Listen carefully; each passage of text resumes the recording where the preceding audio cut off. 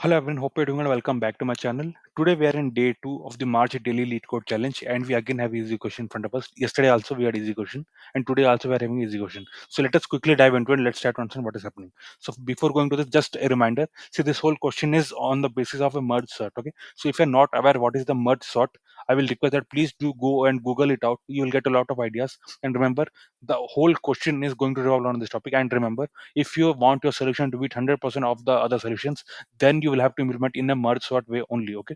See, one more thing is, before starting this question I want to show this also. See, in the topics they have mentioned hash table. Okay, so idea here is using hash table also you can solve this, but do not try to do that, because if you do that then your solution will not be that much efficient. Okay, what I mean to say is, see, without a hash table, if you do, you will get your answer in O of 1. Okay, O of constant time. Okay, if you exclude the answer that we're returning, you will get in O of constant time for the rest of the solution. Okay, but if you're including hash table, then it will be around O of n1 plus n2 again. Okay, for that reason I will say try to avoid the hash table approach, though it is doable, though it is obviously like doable and the constraints are also in favor of that, but without that also you can do. So my like suggestion to will be, since it is easy question, definitely try the harder way. And see, that is the see, the whole question is for the merge sort only. Okay, the whole question is going to revolve around the idea of merge sort. So my request will be, learn that and then try to do it without using hash map, and then if you're able to do it, I will say that yeah, you have learned something from this question. Okay, please do not take shortcuts when it is easy question, because if this comes in interview, then remember you should be able to clear the interview. Okay, because if it's easy question, everyone can clear the interviews, right?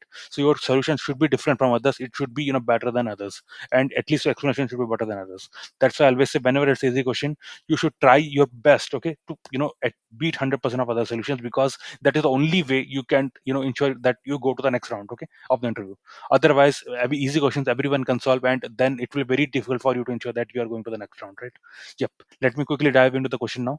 See, it is 2570, merge two 2D arrays of summing by summing values. Okay, so let's see what we are given. We are given two arrays, basically both of them are 2D arrays. Okay, this is a 2D array and this is also a 2D array. And now see, my request to you will be, take the link from the description and then go through the question, because I am just going to touch few points. I am not going to cover the whole theory part here, but I will be just giving a summary of what we have to do. Okay, simple as that. So see, the idea here is, each value in this, the zeroth index is called the ID and the index number 1 is called the value. Okay, so they are trying to say that the inputs that are, the way they are given, for example number 1, if you see, every element here will be sorted on the basis of ID. Okay, that means, see, here first number is 1, then the number is 2, and then the number is 4. That means, yeah, they are sorted, like arranged in a strictly increasing order in in terms of the ID. Okay, similarly for nums2 also, it is also sorted in terms of ID. See, 1, then 3, and then 4. Okay, so yep, that is what I'm trying to say. See, every value here is going to, the zeroth index is going to be ID, the index number 1 is going to be value. Okay, they are saying that both inputs are sorted on the basis of ID, right?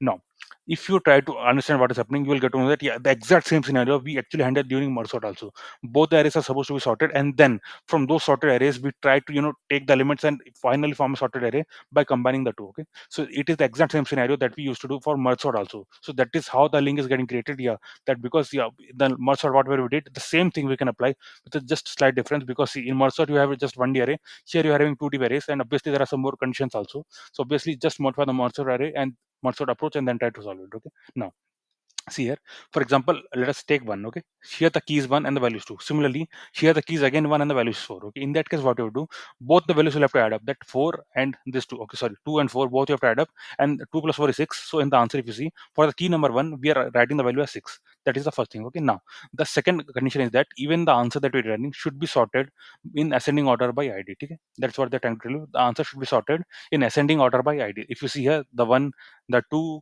the 3 and the 4. Okay, everyone here, everything here is sorted on the basis of ID. Okay, and as I mentioned, see, if for example, if this key is appearing in both nums1 and nums2, then you will have to add the values. If it is not, if it is appearing only in one of them, then you have to simply write it as in the order of the increasing IDs. Okay, as simple as that, right? So this was the whole question, and I don't think there is anything extra here. Yeah, obviously, like, since it is a strictly increasing order, you can say that, yeah, the IDs are going to be unique. That is one obvious thing that I am not repeating here, because they've already mentioned that.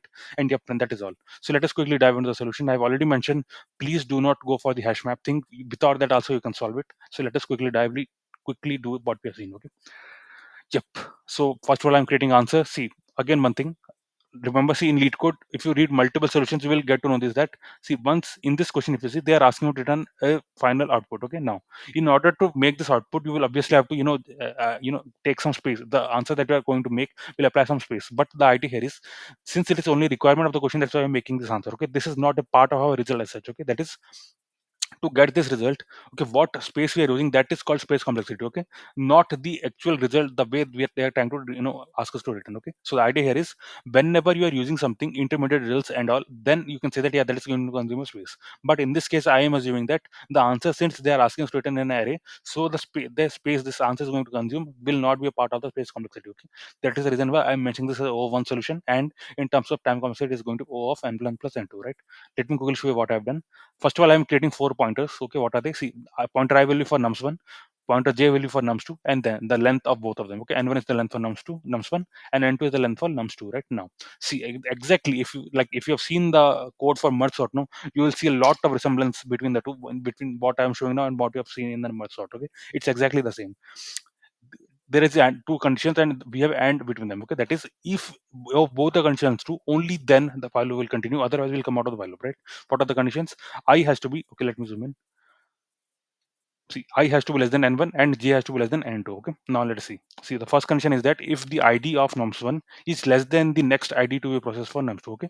If the next ID for nums1 is less than the next ID for nums2, in that case, what we have to do? Obviously, we'll have to add the ID for nums1 first. Okay. So in the answer, what I'm adding an array. So okay, see, this is the array basically. Okay. In the array, I'm keeping two elements. This is the first element, and this is the second element in the array that I'm inserting. Okay. So what are these? This is exactly as it is. See, nums1 of I, the key of that, nums1 of I, the value of that. Okay, both of these I'm inserting, and since the ith element of nums1 is processed, so only I will be incremented. Okay, as simple as that.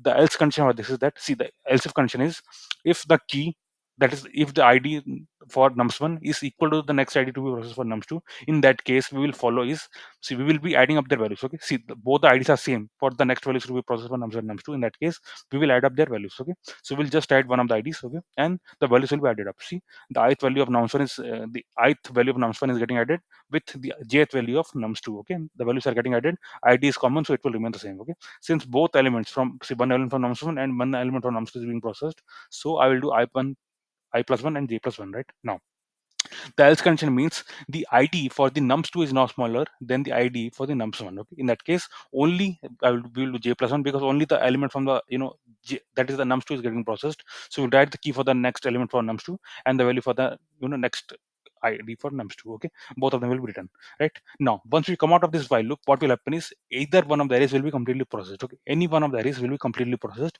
The other array will have some elements left. Okay, as simple as that. Okay, at least one of the arrays will be completely processed. Okay, that is for sure we can say. So once we come out of the while loop, we'll just check which array is completely processed.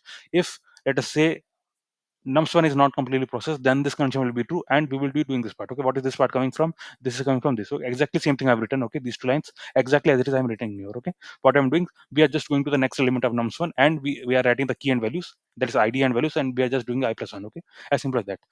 If this will only be executed if the element is left in nums1. Okay, let us say the element is not left in nums1, then we'll have to come to this while loop. What will this do? This will do exactly same like what we have done here. It will go to the next element of nums2, and it will be keep, going on processing them. Okay, nums2 of j of 0, that is the ID of that and the value of that. Okay, and we are just doing a j plus 1, right? So this will keep happening. Yep. And finally we are getting the answer, right? If you see, let me run this and show it to you. This is clearing all the test cases, and I've already submitted the solution. And as you can see, this is beating 100% of other solutions. Okay, see, the idea remains the same. If you see, we are just going through every element, okay, of both the arrays. Okay, for both the arrays, every element we are going only once. That's why it's O of n1 plus n2, where n1 and n2 are length of nums1 and nums2, right? If you ignore the answer, okay, because see, this is not a requirement. This is just because the way of written in this particular way, we are creating this. Okay, so this is not a requirement for our algorithm, right? So that reason, if you don't consider the space taken by this answer, then it will be over one solution if we consider the space complexity, right? So yeah, that was all for this particular video, and yep, that was my 131st day. And if you like the content, if you like the quality of these videos, please do subscribe to the channel. This really gives a lot of motivation to continue further, and hopefully you will subscribe, and this will ensure that many people, those who can't afford paid resources, get some help through these kind of videos. Okay, like based on your response, I will decide further whether I have to continue doing this or I don't have to continue. Because if my content is helping someone, then definitely I will continue. But if it is not helping you, then I will have to decide that, okay, let me stop it.